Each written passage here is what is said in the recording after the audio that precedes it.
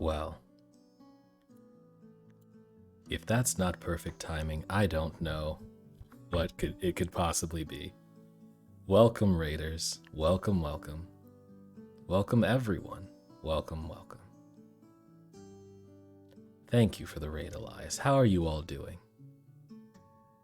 I hope you're all having a good night.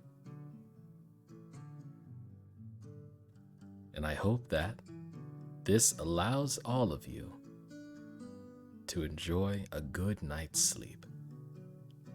I'm ready to sleep aggressively. That's good. That's good. Because it's time. The weekend is over. You had your fun, partying and whooping and hollering and sinning against God. But now it's time to put that you away. It's time to lock away that wild beast. And it's time to unleash your mature selves. But before that, you have to reawaken them, ironically by going back to sleep. Now, you'll notice a few things, and unless I mess something up, there will be no chat on screen, there will be no notifications, no sounds, no surprises that may shock a future viewer of this stream. It's all about calm vibes. Look how calm the vibes are. I'm holding a book. I'm somewhat in space. These are very calm vibes.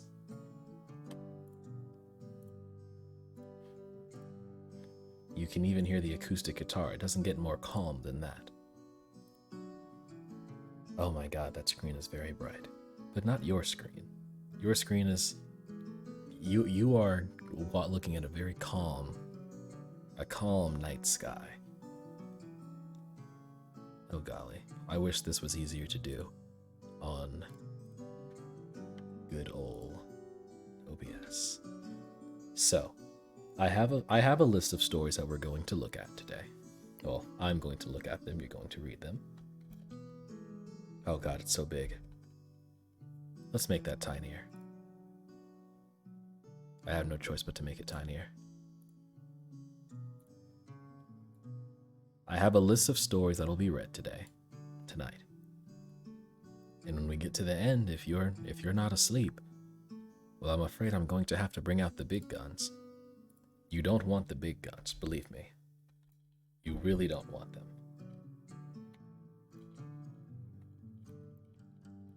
There we go. That's the first story. You may not have heard of this one. I know I didn't before I started looking them up. But that's what we're going to get started with tonight. So, get all comfortable in your bed, drink your milk, put on your facial masks, drink your tea, drink your alcohol. Just get ready. Be prepared. We're going to embark on this journey together. And let's hope, because I'm not going to lie, when I was testing this a little while ago, I almost did go to sleep. Hope I don't fall asleep on stream. Because I snore. It's not as bad as the TikTok meme that you may be thinking of, but it's noticeable. It's present. And I will not be okay if I wake up to that. So let us begin with the first story of the evening, Kitten's First Full Moon. Let's begin. Yes. It was Kitten's first full moon. When she saw it, she thought, there's a little bowl of milk in the sky, and she wanted it. So she closed her eyes and stretched her neck and opened her mouth and licked. But Kitten only ended up with a bug on her tongue. Poor Kitten. Still, there was a little bowl of milk, just waiting. So she pulled herself together and wiggled her bottom and sprang from the top step of the porch. But Kitten only tumbled, bumping her nose and banging her ear and pinching her tail. Poor Kitten. Still, there was the little bowl of milk just waiting. So she chased it, down the sidewalk, through the garden, past the field and by the pond. But Kitten never seemed to get closer. Poor Kitten. Still, there was the little bowl of milk, just waiting. So she ran to the tallest tree she could find, and she climbed and climbed and climbed to the very top. but Kitten still couldn't reach the bowl of milk. And now she was scared. Poor Kitten. What could she do? Then, in the pond, Kitten saw another bowl of milk, and it was bigger. What a night! So she raced down the tree and raced through the grass and raced to the edge of the pond. She leapt with all her might. Poor Kitten! She was wet and sad and tired and hungry. So she went back home, and there was a great big bowl of milk on the porch, just waiting for her. Lucky Kitten. Now, this story, when I first found it, was quite adorable, but I'm afraid that modern social media has ruined that word, and I'm going to be quite honest. It took everything in my power not to make a humorous comment or two through that story. However, this next story is devoid of any kind of innuendo that you may or may not remember or recognize in your life. It's a classic. In fact, I feel like most people may know this story, perhaps as a song, but we're not singing it today. We are going to simply go over the narrative journey of There Was an Old Lady Who Swallowed a Fly. Just so you know, there was a version, well, not a version, there's like 4 versions of this song, but we're going with the original. Yes, yes, yes. Let us begin. There was an old lady who swallowed a fly. I don't know why she swallowed a fly. Perhaps she'll die. There was an old lady who swallowed a spider that wriggled and wiggled and tiggled inside her. She swallowed the spider to catch the fly. I don't know why she swallowed a fly. Perhaps she'll die. There was an old lady who swallowed a bird. How absurd to swallow a bird. She swallowed the bird to catch the spider. She swallowed the spider to catch the fly. I don't know why she swallowed a fly. Perhaps she'll die. There was an old lady who swallowed a cat. Fancy that, to swallow a cat. She swallowed the cat to catch the bird. She swallowed the bird to catch the spider. She swallowed the spider to catch the fly. I don't know why she swallowed a fly.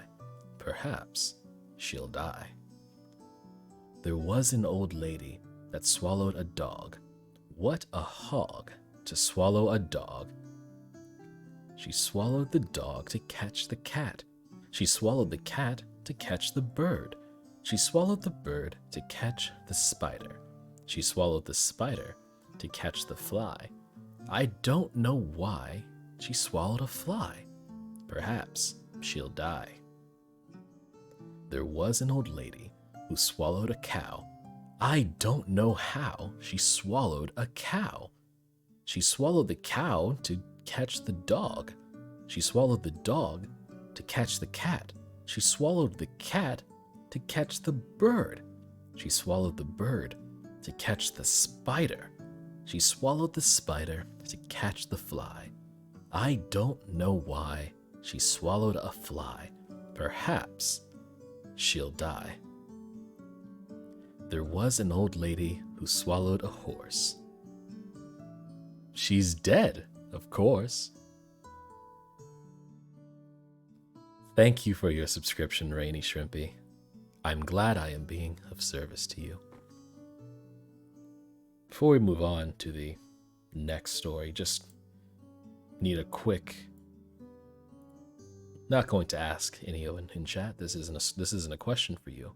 Just thinking out loud of the logical ramifications of swallowing a cow to catch a dog. Now, I understood everything else. That's the one that stuck with me all these years.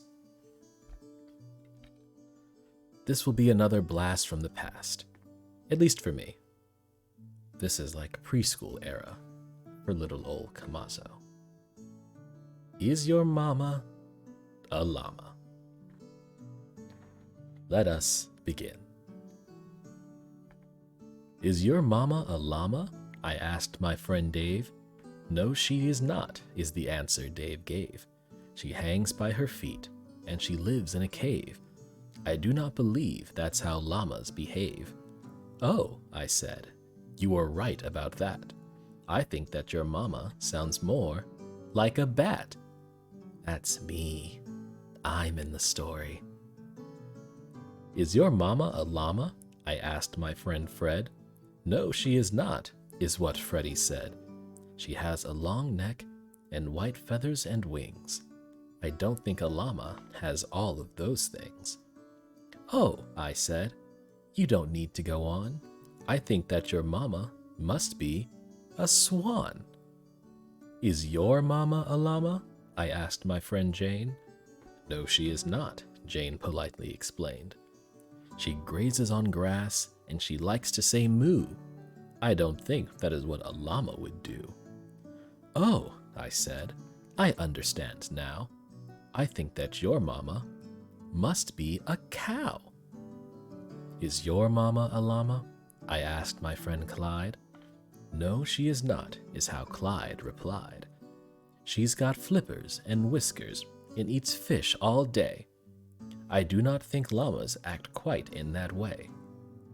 Oh, I said, I'm beginning to feel that your mama must really be a seal. Is your mama a llama? I asked my friend Rhonda. No, she is not, is how Rhonda responded. That's a stretch, but okay. She's got big hind legs and a pocket for me, so I don't think a llama is what she could be. Oh, I said, that is certainly true. I think that your mama's a kangaroo. Is your mama a llama? I asked my friend Lynn. Oh, Lloyd, don't be silly, Lynn said with a grin.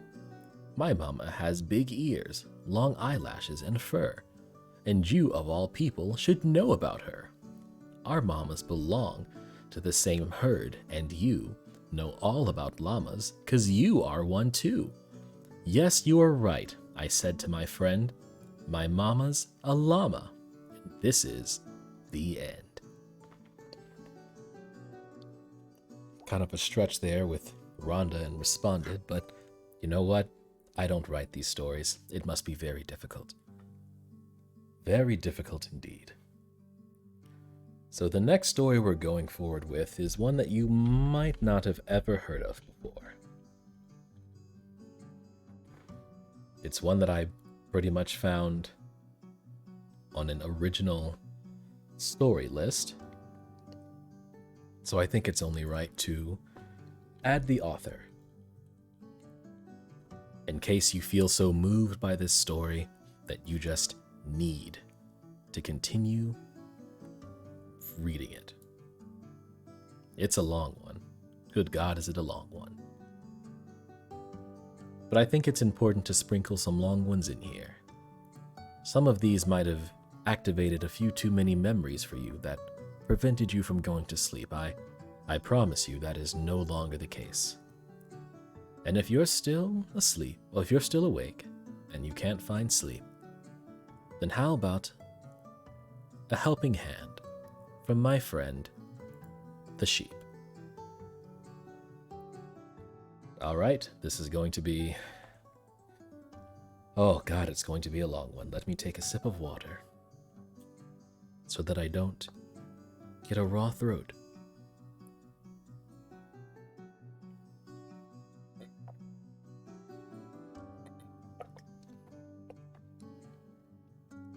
I'm sorry if you could hear me drinking.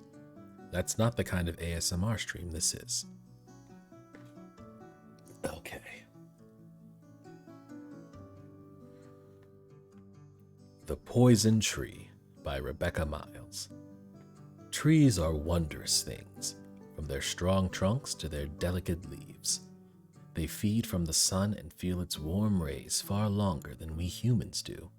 pausing under their broad branches, perhaps to shelter from the rain, perhaps to listen to the rustling of the leaves, another language just as expressive as our own. Sometimes we try to capture what the trees mean to us in words. Such things as from little acorns, great oaks grew. Perhaps your dad has told you that let your roots grow deep so your leaves can dance in the sun. Enchanting words, plucked from those enchanting trees.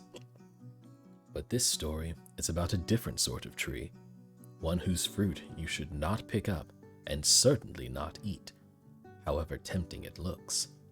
This tree grows within the pages of fairy tale. It grew from a seed which should never have been sown, let alone permitted to prosper. The seed of envy.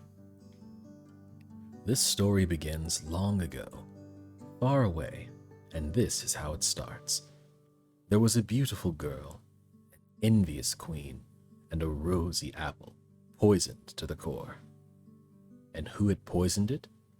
Well, the jealous old queen, of course. This is starting to sound very familiar. Tricking the girl with the luscious-looking fruit, one bite was all it took for death to deal its blow. The lovely maiden was sealed in a glass casket where all could wonder at her eternal beauty. For although days and weeks, then months and years passed, the woman remained seemingly asleep, while others stooped, grayed, and passed away. The queen thought she had had her cake and eaten it too. Still, she couldn't stop herself from walking past the glass casket. Weekly, then daily, then twice a day, she would stop by, and slowly a terrible realization dawned on her. Death had stolen none of the young maiden's beauty. The only one robbed was her of any sense of satisfaction. Envy was like a worm burrowing silently deep into the fruit. The worm of envy had eaten right to the core of the queen. Its canker lived and flourished in her very heart. Yes, she had tricked the lovely young woman into taking the apple, had rejoiced when she bit, fell, and was entombed. Her plan had worked, but the beautiful girl had, nevertheless, cheated her of victory's sweet taste. For although she breathed no more, the queen had not vanquished her beauty. No, it lived on, undefeated, in her smooth, unlined skin and shining hair. In her palace, the queen glanced into her beloved gilded mirror. In the past, she had spied on the lovely young woman, sickened by her blossoming beauty, which had surpassed her own. Now it was beloved no longer, because its reflection reminded her of the maiden's ultimate victory. She had cheated age and was a vision of eternal youth, while she, the worker of wonders, was powerless to halt the march of time across her face. Deep within, the worm twisted, tying all her initial joy into knots. When she could bear it no longer, she plotted a second time. Creeping into the maiden's house, she crawled on hands and knees across the carefully swept floor until she found the apple, still perfectly preserved in its poisoned loveliness, despite its one bite missing. Hiding it in the folds of her cloak, she slipped home to the palace garden. Clearing brambles and nettles, hefting the spade herself, she dug a hole and buried the fruit, not to rid herself of the poisoned fruit, or the memory of her terrible actions. No, as she planted the fruit deep in the earth, she muttered a spell. May all who sup of the fruit from this tree lose what rules them indefinitely. Shoveling the soil, she imagined the young woman losing not just her life, but beauty's power finally weakening before loosening its hold. Every day, morning and night, rain or shine, the queen would hurry out to her garden. Standing over the soil, she would weep tears of envy, rage, but also hope that her monstrous plan might bear fruit and succeed. And slowly, more than the rain, more than the sun. The water from her eyes woke the apple seeds, for, like the queen, they had been waiting for the chance to work fresh evil. When the first shoot broke the soil, she wept tears of elation. The shoot strengthened into a sapling, grew thicker, hardier, branches casting shade, and one monumental spring day, the apple tree, with its ebony bark, bore blossoms as white as snow. The queen had long since dried her tears. Now she smiled a thin smile to see the blossoms tremble and tumble from the boughs. In their place, apples as red as blood. Her plan was bearing fruit. Time would bring harvest. A prince from a neighboring land rode by and was captivated by the maiden, so lovely even in death. Summoning his royal powers, he asked for the casket to be opened, which of course it duly was. With a jolt, they raised the lid, and the piece of apple, never swallowed, dislodged, and the sleeper woke from her death-like slumber. The queen rejoiced. She herself could hardly believe it, but she rubbed her hands and threw her head back, howling with delight. Here was her chance to do the job properly.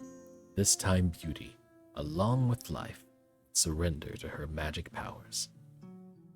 Even news of a royal wedding in the neighboring land could not dampen her bliss, and when a footman dressed in green velvet knocked at her door, delivering her invitation to the couple's wedding, she smiled with awful pleasure. "We cordially request the pleasure of your company at our wedding feast." Hurriedly she penned a reply. "I would be honored to attend and will be happy to provide dessert."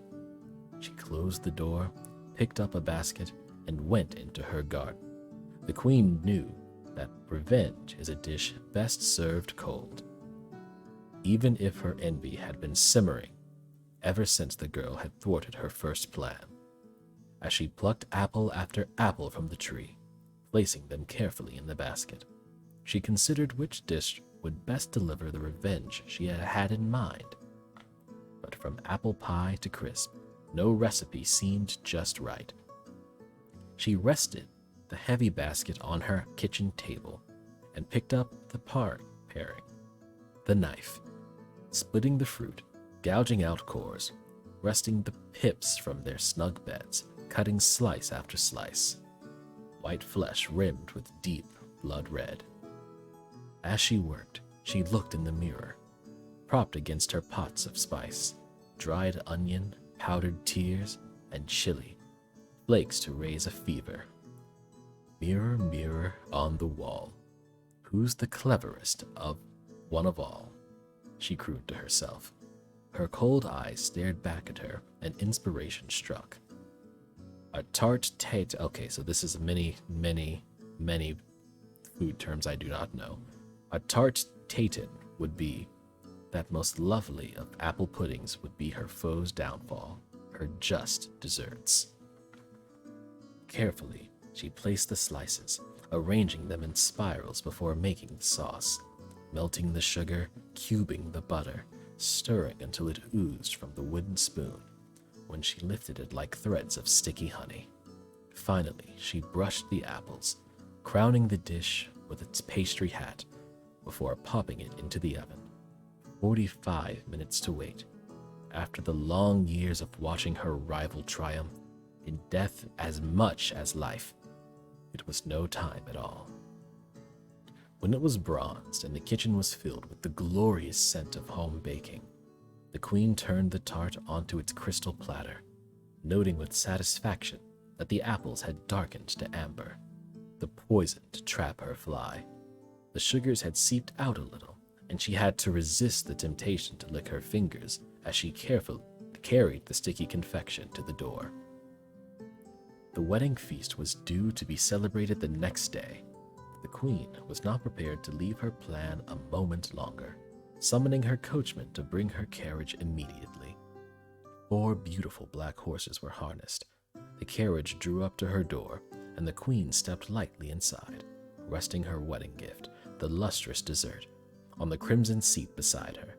The coachman flicked his whip, and the steed sprang to a gallop. The queen settled herself back against the sumptuous cushions. The wheels of her plot were turning, and she couldn't be more happy. From the carriage window, she saw the palace come into sight. She had been expecting turrets and towers, imagining the lady would demand a home as lovely as herself. The reality was a surprise. Her foe's residence was more a house than a palace. It didn't dominate the land. If anything, it looked small, almost ordinary. The carriage drew to a halt. The door was opened, and the queen almost forgot to pick up her terrible tart in her shock and confusion.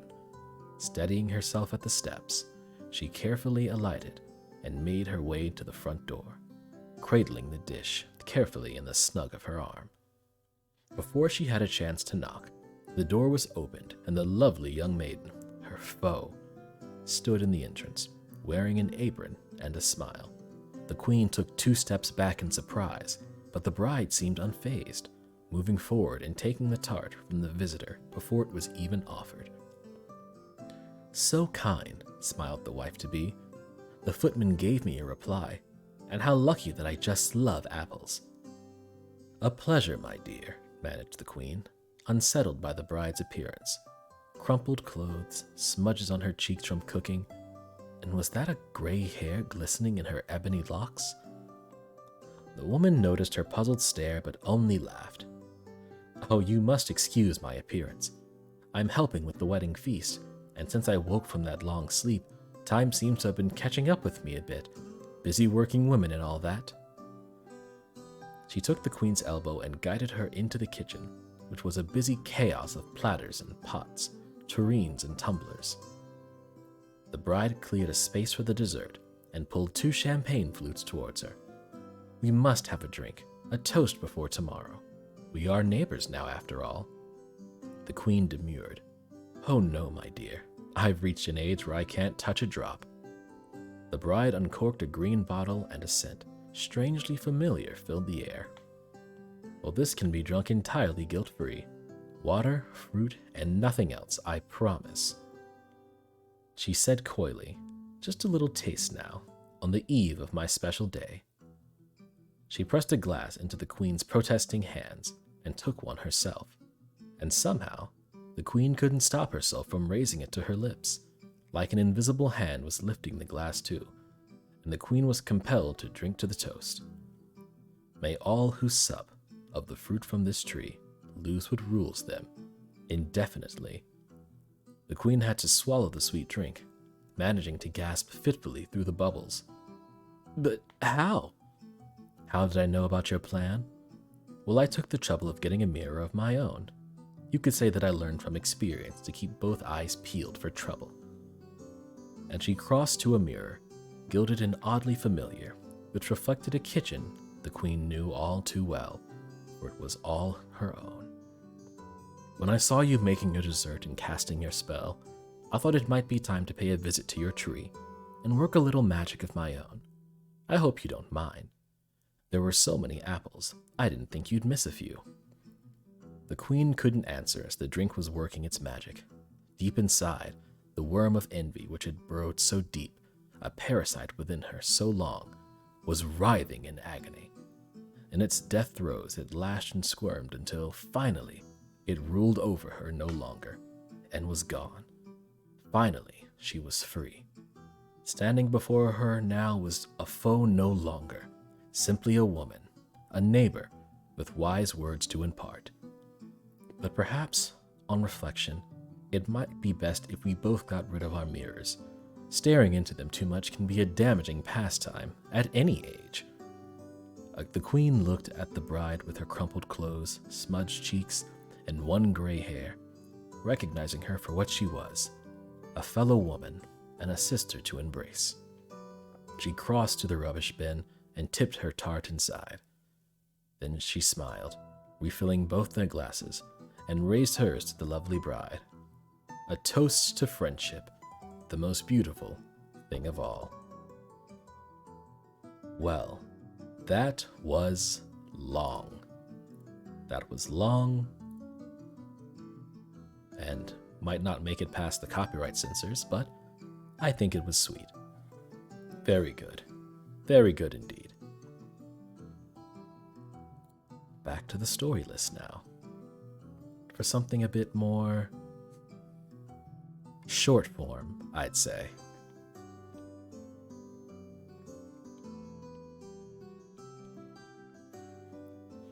Oh gosh, how I wish it was a snowy day for real. That's not the story. That's me complaining. However, let's get to the story, called A Snowy Day. Oh my, thank you, Davi. If only I was as influential as the Reading Rainbow. Maybe one day. Let us begin. One winter morning, Peter woke up and looked out the window. Snow had fallen during the night. It covered everything as far as he could see. After breakfast, he put on his snowsuit and ran outside. The snow was piled up very high along the street to make a path for walking. Crunch, crunch, crunch. His feet sank into the snow. He walked with his toes pointed out like this. You can't see my hands, but I made a V. He walked with his toes pointing out like that. Then he dragged his feet slowly to make tracks, and he found something sticking out of the snow that made a new track. It was a stick that was just right for smacking a snow-covered tree. Down fell the snow, plop, on top of Peter's head. He thought it would be fun to join the big boys in their snowball fight, but he knew he wasn't old enough, not yet. So he made a smiling snowman, and he made snow angels. He pretended he was a mountain climber. He climbed up a great big tall heaping mountain of snow and slid all the way down. He picked up a handful of snow, and another, and still another. He packed it round and firm and put the snowball in his pocket for tomorrow. Then he went into his warm house. He told his mother about all his adventures while she took off his wet socks. And he thought and thought and thought about them. Before he got into bed, he looked in his pocket. His pocket was empty. The snowball wasn't there. He felt very sad.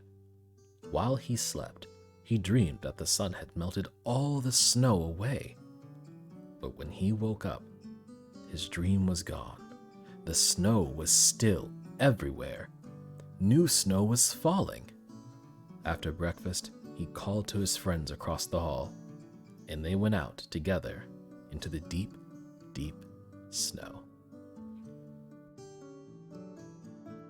Now I'm nostalgic for those coveted snow days of my youth, when I would sit in front of a TV, hoping and praying that our school district would let us have one day, just one day, free from their hell.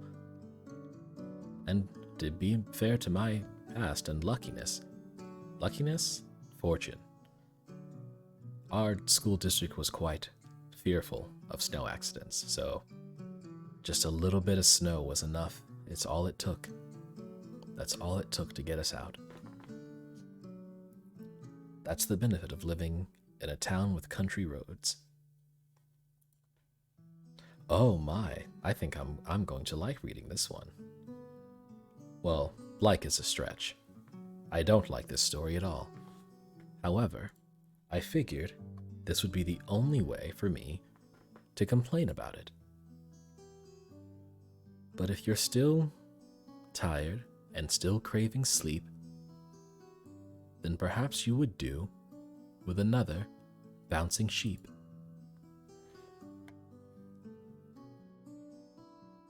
For the rest of you, still so desperately coveting another story, I have the perfect one for you.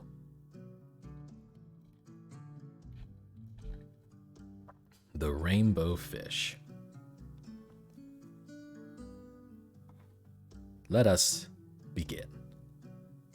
Hold on, that was a lie. I'm very sorry, but I realized that I just read a very, very long story and should probably take a drink of water.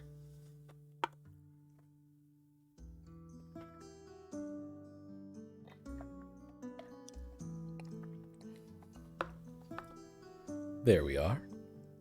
Now, let us begin. A long way out in the deep blue sea, there lived a fish. Not just an ordinary fish, but the most beautiful fish in the entire ocean. His scales were every shade of blue and green and purple, with sparkling silver scales among them. The other fish were amazed at his beauty. They called him Rainbow Fish. "Come on, Rainbow Fish," they would call. "Come and play with us." But the Rainbow Fish would just glide past, proud and silent, letting his scales glimmer. One day, a little blue fish followed after him. "Rainbow Fish," he called, "wait for me. Please give me one of your shiny scales. They are so wonderful and you have so many." Oh my, the PDF was the wrong orientation. "You want me to give you one of my special scales? Who do you think you are?" cried the Rainbow Fish. "Get away from me." Shocked, the little blue fish swam away. He was so upset he told all his friends what had happened. From then on, no one would have anything to do with the Rainbow Fish. They turned away when he swam by. What good are the dazzling, shimmering scales with no one to admire them? Now he was the loneliest fish in the entire ocean. One day, he poured out his troubles to the starfish. "I really am beautiful. Why doesn't anyone like me?" "I can't answer that for you," said the starfish. "But if you go beyond the coral reef to a deep cave, you will find the wise octopus. Maybe she can help you." The Rainbow Fish found the cave. It was very dark inside, and he couldn't see anything. Then suddenly, two eyes caught him in their glare, and the octopus emerged from the darkness. "I have been waiting for you," said the octopus in a deep voice. "The waves have told me your story. This is my advice. Give a glittering scale to each of the other fish. You will no longer be the most beautiful fish in the sea, but you will discover how to be happy." Suddenly, he felt the light touch of a fin. The little blue fish was back. "Rainbow Fish, please don't be angry. I just want one little scale." The Rainbow Fish wavered. "Only one very small, shimmery scale," he thought. "Well, maybe I won't miss just one." Carefully, the Rainbow Fish pulled out the smallest scale and gave it to the little fish. thank you very much," the little blue fish bubbled playfully as he tucked the shiny scale in among his blue ones. A rather peculiar feeling came over the Rainbow Fish. For a long time, he watched the little blue fish swim back and forth with his new scale glittering in the water. The little blue fish whizzed through the ocean with his scale flashing, so it didn't take long before the Rainbow Fish was surrounded by the other fish. Everyone wanted a glimmering scale. The Rainbow Fish shared his scales left and right, and the more he gave away, the more delighted he became. When the water around him filled with glimmering scales, he at last felt at home among the other fish. Finally, the Rainbow Fish had only one shining scale left. His most prized possessions had been given away, yet he was very happy. "Come on, Rainbow Fish," they called. "Come and play with us." "Here I come," said the Rainbow Fish. And, happy as a splash, he swam off to join his friends. So, the moral of this story, if I'm reading it right, and I did because I just did, is that if you are special, you should give your specialness, your very essence, away to others, or else they will alienate you for being special. And that is the only way for you to be happy. It's not like the Rainbow Fish found the scales. The implication is that the Rainbow Fish was born with the scales.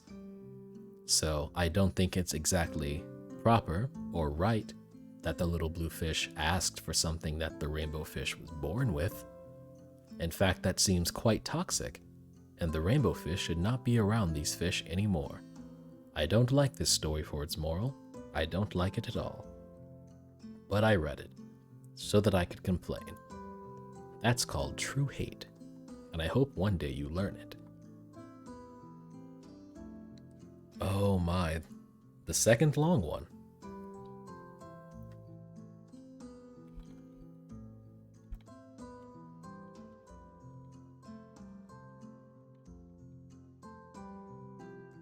There we go.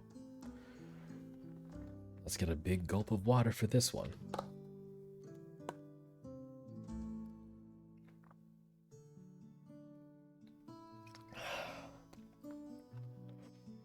Oh boy.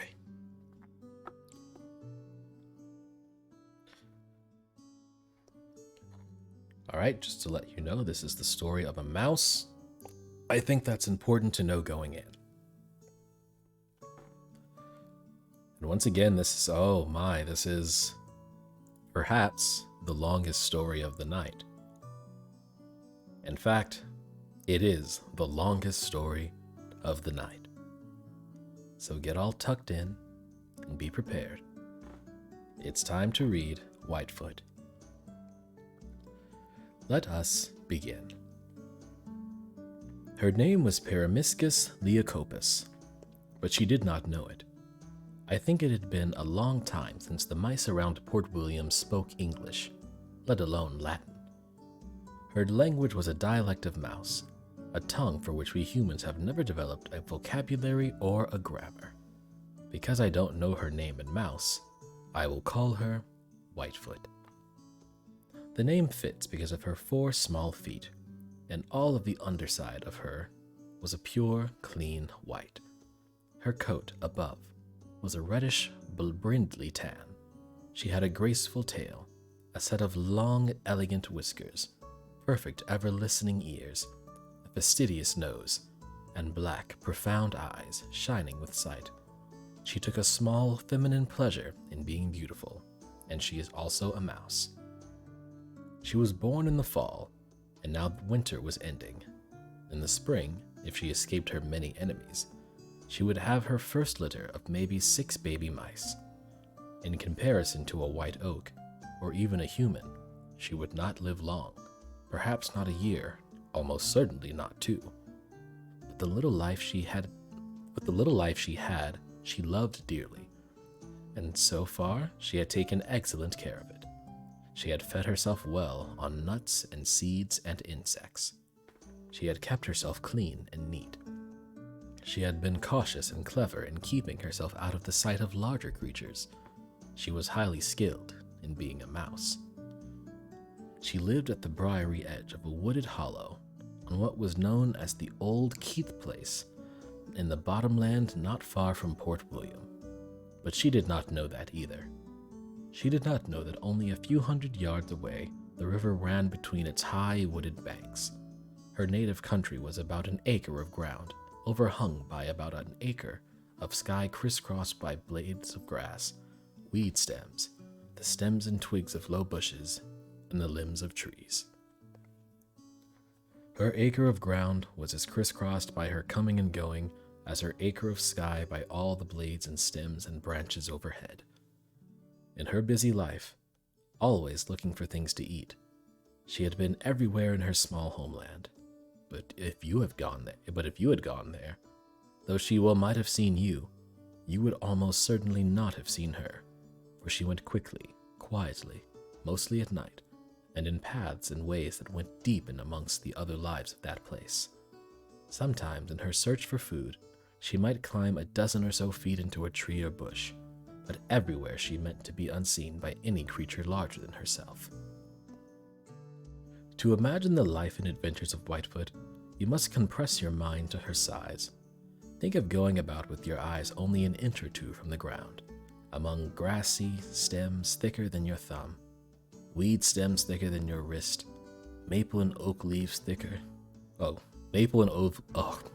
My apologies. Maple and oak leaves that you can hide beneath, trees that touch the sky. She lived at the center of the world. This is one of the things every mouse knows. Wherever she was at the center of the world. That one lives At the center of the world is the world's profoundest thought. So firmly was this thought set in Whitefoot's mind that she did not need to think of it. Like humans, she lived in the little world of what she knew, for there was no other world for her to live in. But she lived at the center of her world anyways, and of this she had no doubt. She had spent the winter with several of her relatives in a cavity among the roots of a dead tree. They huddled together for warmth when it was cold. They slept long sleeps. They went about in small paths and tunnels under the grass and fallen trees, and under the snow, to secret hollows sheltered from the wet where they had stored their autumn harvest of small acorns and other seeds. But then as the days grew longer and March came, Whitefoot began to hear in her mind a voice speaking in Mouse. This was the same voice that would sometimes say to her, "Seeds, seeds," and sometimes, "Look out." But now, as spring approached, it said, "Nest, nest." And so she left the community burrow where she had wintered and set out on her own. She was looking for a dry, hollow place to make a home for herself, and eventually for her children. The hollow she finally chose was not one you would have expected from knowing the history and habits of her race. It was the inside of a large round glass jar, left on her acre when the river had flooded several years before. The lid of the jar was screwed on tightly, but somehow a hole had been knocked in the grass below the jar's shoulder. It was a hole shaped like an eye, just big enough for a mouse to enter. As the jar lay among the grasses and dead leaves on the floor of the thicket, the hole was toward the downward side, so that the rain did not run into it. The jar was the right size for a nest. It was not what she was used to, but as mice live entirely by opportunity, Whitefoot took it. She went in and moved around, sniffing and looking, and came out, and went in again, and came out. It would do. And now the voice that had been saying, "Nest, nest," began to say, "Hurry, hurry." She went darting about in her hidden pathways, and out, more dangerously, onto the surfaces of the wood's floor. She gathered dry grass, pieces of dead leaves, strands of bark, a few soft feathers from a blue jay that a hawk had eaten, some bright tufts of moss. She made many trips to her jar, carrying these valuable things in her mouth, and put them inside. She went in darts and starts, often stopping to look and sniff and listen. The voice in her mind that was saying "nest" and "hurry" also frequently would say, "Look out." The leaves had not yet unfolded from their buds. The grass had not yet begun to grow. She did her work often in full view of the sky, and also, it might have been, within the vision of an owl or a fox. She had to hurry, but also she had to listen. She had to watch. When she had filled her jar with all the things she had gathered, she burrowed in and made a little hollow, a place for herself, just the size of herself, in the center of it. With her forefeet, which were as cunning as her hands, she combed her building materials into place. She shredded them and made them fine with her teeth. She nudged and compacted them with her nose and her feet. She molded the cup of the nest exactly to fit by pressing against it with her body. She made it snug. She did her work according to an ancient, honorable principle. Enough is enough. She worked and lived without extravagance and without waste. Her nest was a neat small cup the size of herself asleep. When she went into it for her daytime sleep, she slept drawn into a ball, her eyes shut, her tail curved around so that its outer ends lay under her nose. Her sleep was an act of faith and a giving of thanks. While the nest was still new, rain began to fall. The sunlight disappeared, the sky was darkened by low clouds, and it rained and rained. When the rain stopped, the trees dripped big drops onto the dead leaves, and then it rained again, sometimes gently, sometimes hard. Whitefoot went about in the wet darkness of the nights, finding food, and when the gray daylight came, she returned to her home in the old mayonnaise jar, curled up in the soft cup of her nest, and went to sleep. One day, as she slept, a change began to happen, and it went on happening. Into the sound of raindrops falling onto the tree branches overhead and the sodden layer of dead leaves on the ground came the new sound of rain falling onto water. That sound grew wider and nearer as Whitefoot slept. An uneasy dream as large as the world she knew caused her to quiver in her sleep. And then, in the middle of the afternoon, she woke, for the bottom end of her jar had lifted slightly from its resting place. The voice in her mind had called into her sleep, "Look out!" And then it had said, "Hurry!" She went to the broken opening in the jar and looked out. The day was silvery with mist, the tree trunks black against it, fading into it. The rain was falling through the mist. Beyond, disappearing into the mist, lay a broad sheet of water, gleaming with pale daylight, littered with floating things. The water began to seep and then to flow into Whitefoot's jar. She leapt out, and she sank. The voice in her mind said, "Up!" and she began to swim. She saw that beyond her jar, the ground still rose above the water, and she swam toward the higher ground. She swam and then waited until she was out of the water and the sound of the rain had changed around her. But she was not safe. She was on an island only a few feet across, and the island was getting smaller. As she huddled, wet and bewildered on the soggy leaves, the water kept rising. She was forced at last to climb onto a small log. She did not like to do that, for it made her easy to be seen by whatever might be looking. But there was no other choice. She crouched onto the log, making herself as small as she could, and kept still. From creatures that walked, she had for the time being nothing to fear. Well, let me try that sentence one more time. From creatures that walked, she had for the time being nothing to fear. They were as much occupied with saving themselves as she was.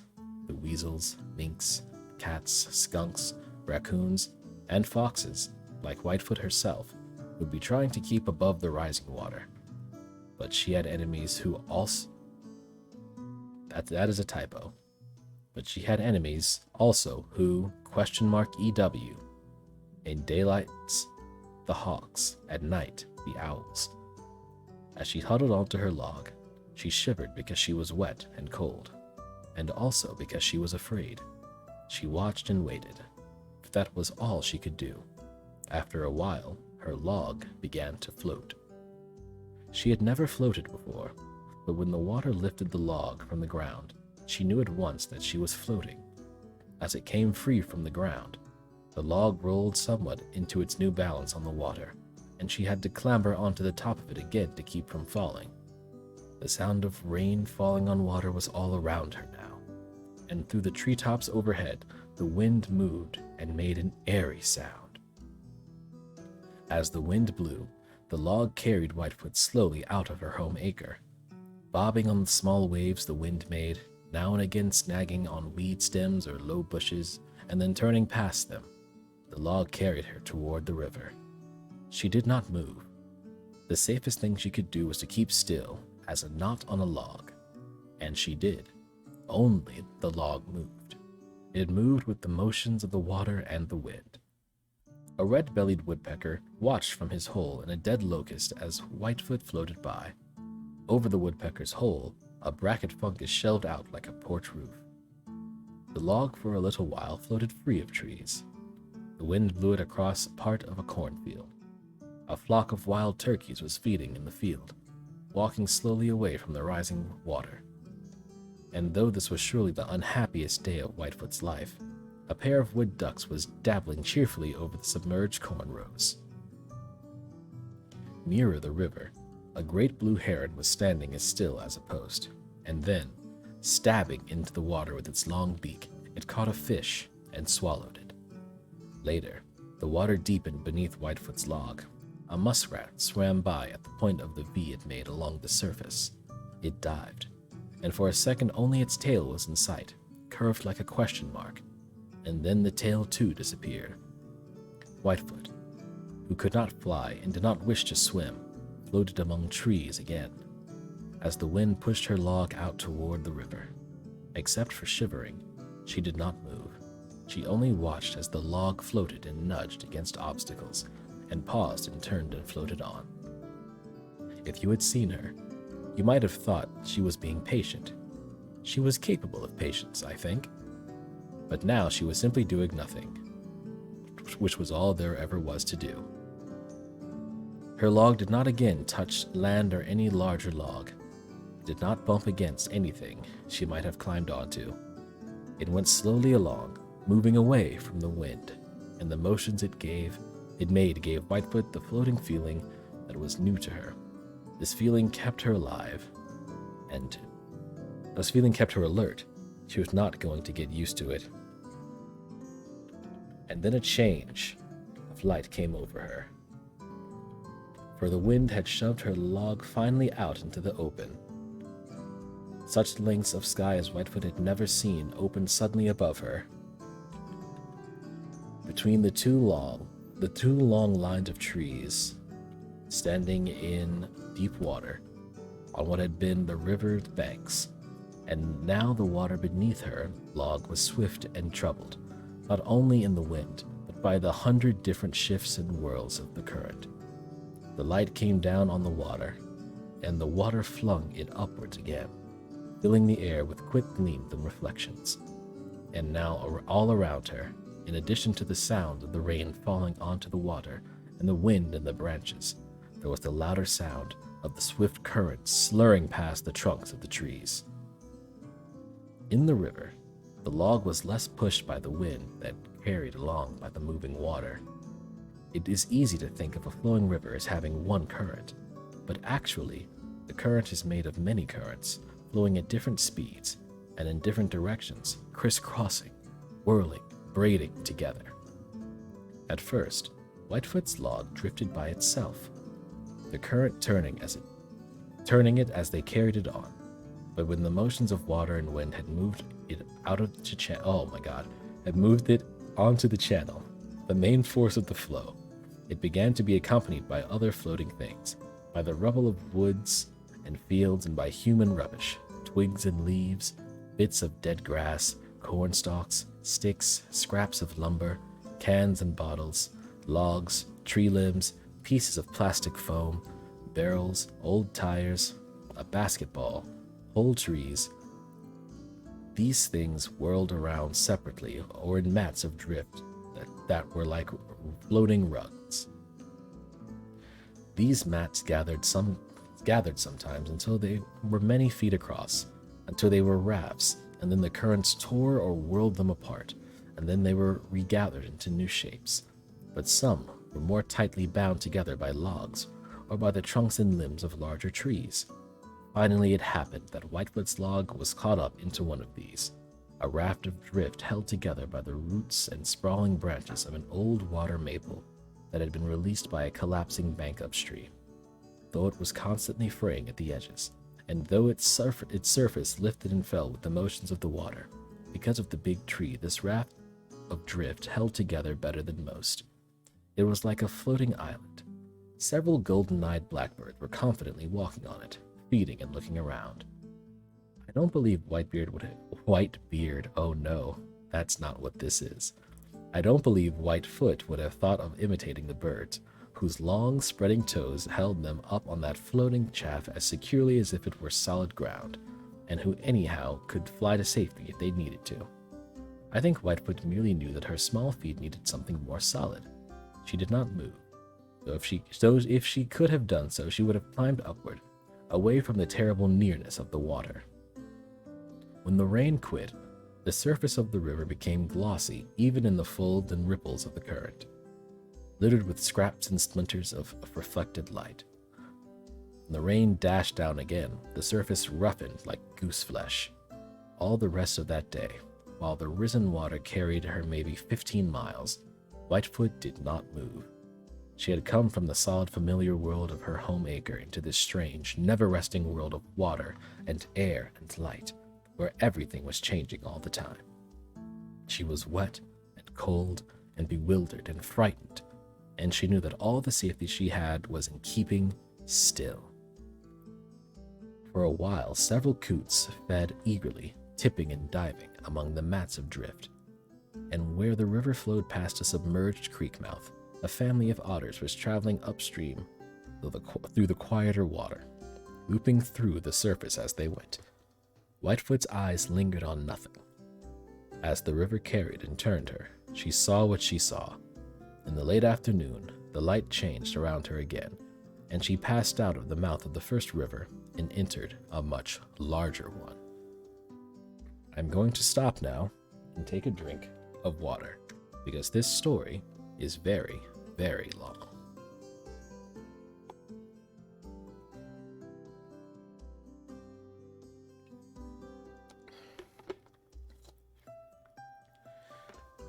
And now we are back to it. As the currents carried her flimsy island out into the mid-channel of the larger river, Whitefoot felt she was in a world entirely watery and flowing. The trees of the shorelines and bottomlands were away off on either side and were veiled by mists of the falling rain. Whitefoot's eyes, used to the enclosed world of the woods where she had always lived, could hardly see so far. She could hardly know that in the distance, beyond the edges of the water, the land still rose up firm. All she knew now was the moving water, the shifting light on the water, the rain, and the wind. The wind was driving large waves upstream against a flowing of the river. The mat of drift rose and fell as the waves rolled under it. The voice in Whitefoot's mind cried, "Look out! Look out!" But there was nothing to do, no place to go, no dry hole to creep into and be safe and get dry and grow warm and go to sleep. She clung, hunched and shivering, to the little log as it tilted over the waves, seeing only the great light and the turning, swaying drift. As evening came, the wind ceased, and the water slowly became smoother. A little comfort came to Whitefoot, though she was still wet and cold and frightened. She was hungry, too, and now as the day darkened and the night rose into the eastward mist, she was coming to her usual time to wake up. It was time to be up and about. If you had been there and were able to see in the dark, you would have seen Whitefoot change as night fell on the river. She changed from a small, huddled animal who might as well have been asleep to an animal altogether awake. Her eyes, which had always been seeing only what the daylight in the moving river showed her, now had purpose in them, and they were looking. Her ears were listening into the slur and spatter around her. Her nose was intelligently sniffing. Even her whiskers had grown alert. Though she had not yet moved, she was clearly an animal ready to move. The voice in her mind was saying, "Seeds, seeds, look around." Even had you been able to see in the dark, you would have had to look fast to see her move. You would have seen her in the middle of her log, and then you would have seen her at one of the ends of it, and then you would have seen her several stops on her way to the other end. She was moving in darts and starts as always. It would have seemed that my apologies once again. It would have seemed to you as if she simply disappeared in one place and reappeared in another.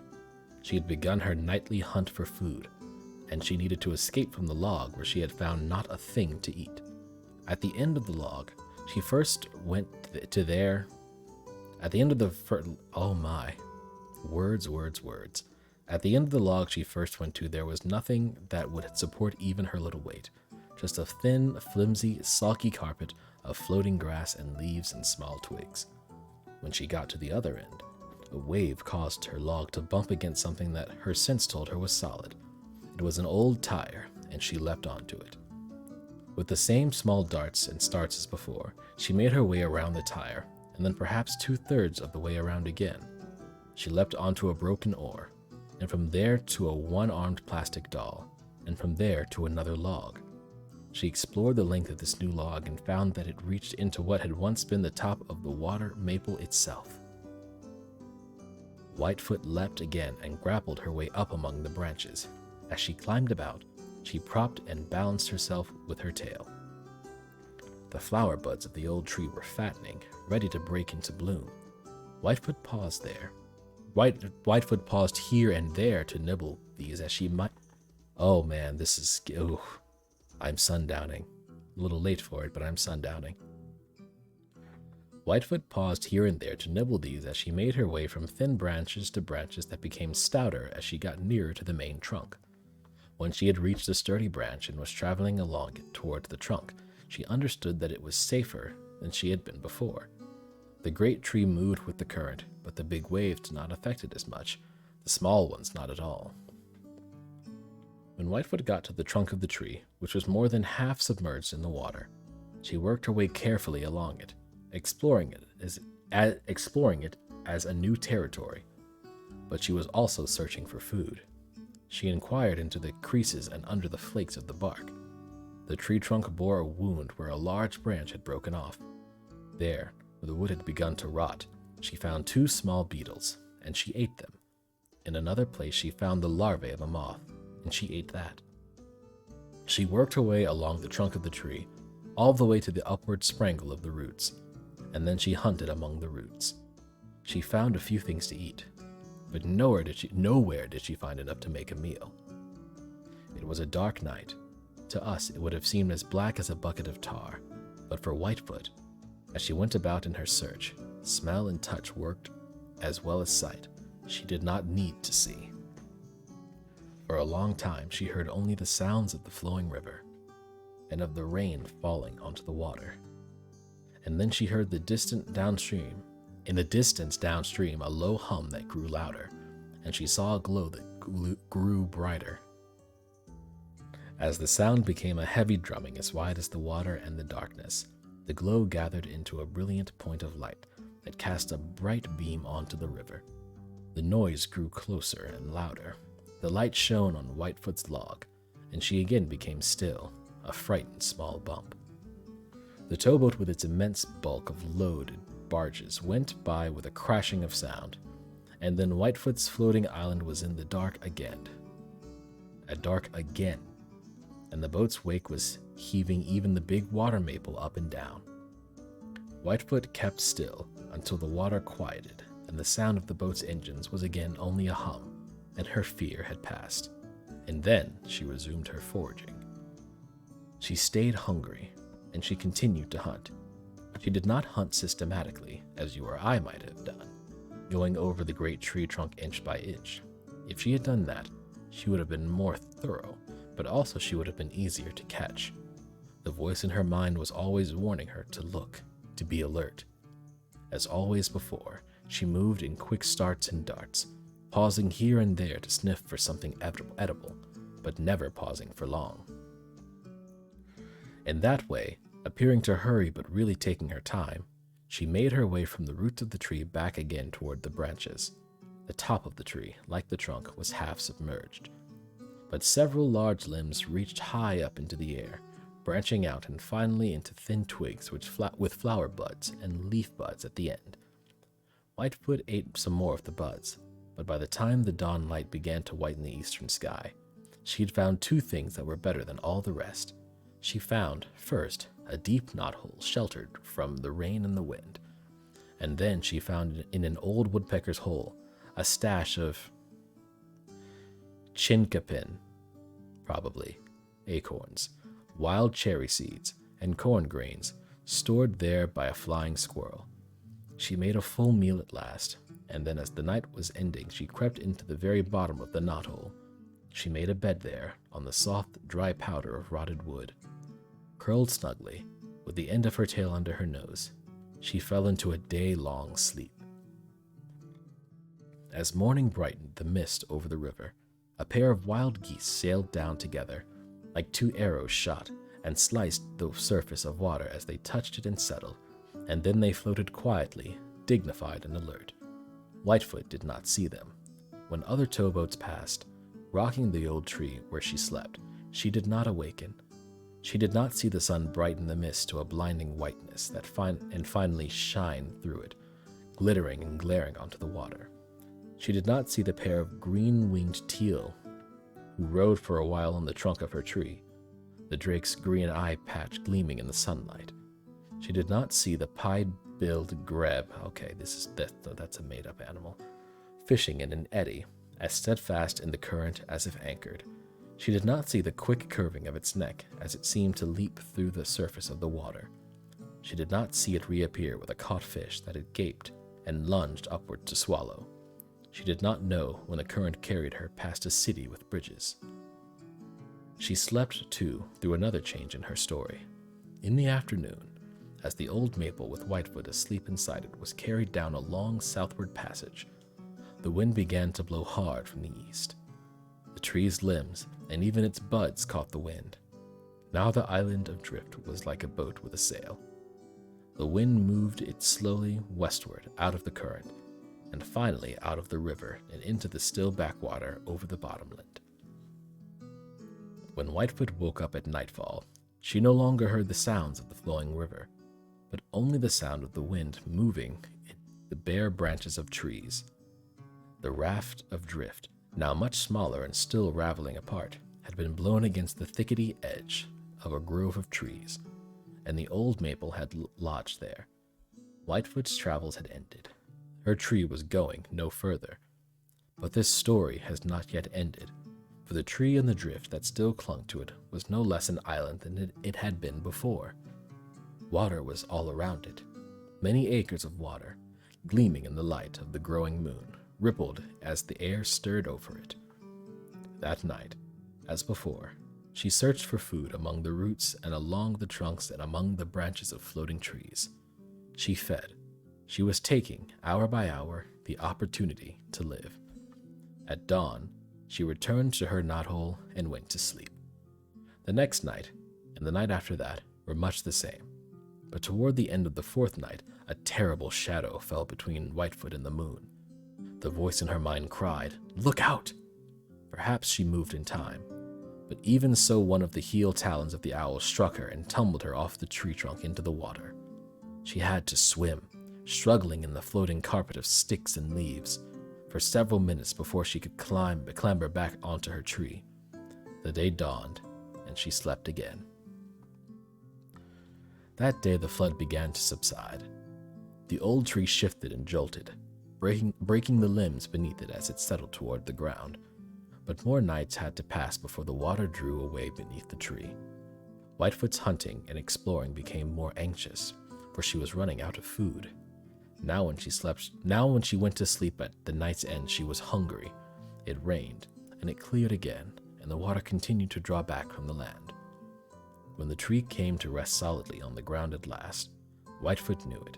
She was asleep, but the floating feeling left her, and she woke up. She left her knothole, and though it was not yet completely dark, she began to look around. The trunk of the old maple was held up by its roots of branches as if on legs, and water was still puddled under it.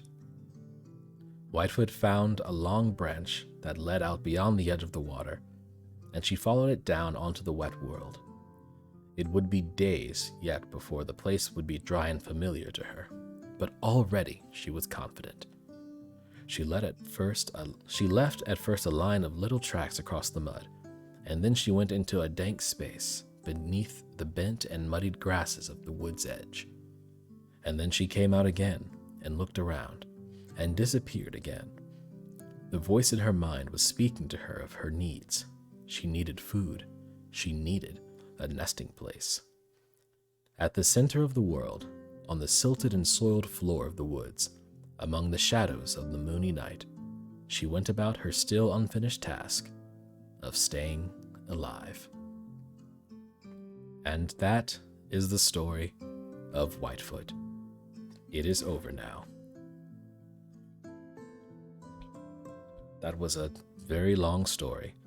I, quite frankly, completely underestimated how long it truly was. But that's okay, because we finished. This is the next story on the list. But quite frankly, most, if not all of you should be asleep right now. I mean, that was, quite frankly, a 20-minute story about a mouse on a log in a river. In fact, I'd say most of that story was about a mouse not moving on a log in the river. So if you're still awake after all of that, if you're truly haven't been taken by the Sandman, Well, the Sandman's here to take you. Yes, this is my good friend. He is the Sandman. Quite frankly, if you're still awake right now, if you're not asleep, then you must be unconscious. And he will take you there. This is your final warning. To sleep. Because if you're not going to deal with me, then you have to deal with him. Let us begin the story of if you give a mouse a cookie. If you give a mouse a cookie, he's going to ask for a glass of milk. When you give him the milk, he'll probably ask you for a straw. When he's finished, he'll ask for a napkin. Then he will want to look in a mirror to make sure he doesn't have a milk mustache. When he looks into the mirror, he might notice his hair needs a trim, so he will probably ask for a pair of nail scissors. When he's finished giving himself a trim, he'll want a broom to sweep up. He'll start sweeping. He might get carried away and sweep every room in the house. He may even end up washing the floors as well. When he's done, he'll probably want to take a nap. You will have to fix a little box for him with a blanket and a pillow. He'll crawl in, make himself comfortable, and fluff the pillow a few times. He'll probably ask you to read him a story. So you'll read him one from one of your books, and he'll ask to see the pictures. When he looks at the pictures, he'll get so excited he'll want to draw one of his own. He'll ask for paper and crayons. He'll draw a picture. When the picture is finished, he'll want to sign his name with a pen. Then he'll want to hang his picture on your refrigerator, which means he will need Scotch tape. He'll hang up his drawing and stand back to look at it. Looking at the refrigerator will remind him that he's thirsty, so he'll ask for a glass of milk. And chances are that if he asks for a glass of milk, he's going to want a cookie to go with it. The end. Now, it's incredibly important to note that this is not an African American mouse. Because, quite frankly, after the cookie, and perhaps after the glass of milk, once you get to the step of him asking for a straw, the response will be, "Boy, if you don't drink that milk right now, I will slap the taste out of your mouth." But understandably, that does not make for a good or long children's story. And so, the mouse receives. You know what? I can hear it. I can hear the snoring, the soft snoring of all of you. You're all asleep now. You're all gone. And if you're not there yet, you're halfway. So let's take you all the way home. Let's take you home to nice slumber bye-bye land. With a classic, an oldie, but a goodie, Good Night Moon. In the great green room, there was a telephone and a red balloon and a picture of the cow jumping over the moon, and there were 3 little bears sitting on chairs, and 2 little kittens and a pair of mittens, and a little toy house and a young mouse, and a comb and a brush and a bowl full of mush, and a quiet old lady who was whispering, "Hush." Good night, room. Good night, moon. Good night, cow jumping over the moon. Good night, light and the red balloon. Good night, bears. Good night, chairs. Good night, kittens, and good night, mittens. Good night, clocks, and good night, socks. Good night, little house, and good night, mouse. Good night, comb, and good night, brush. Good night, nobody. Good night, mush. And good night to the old lady, whispering, "Hush." Good night, stars. Good night, air. Good night, noises everywhere. And a good night to you too. I hope in some way, shape, or form that this little experience was able to help you find some peaceful sleep and to get ready for the day tomorrow. Until next time, I've been Camazo, and I want to wish you sweet dreams. Sleep tight, and good night.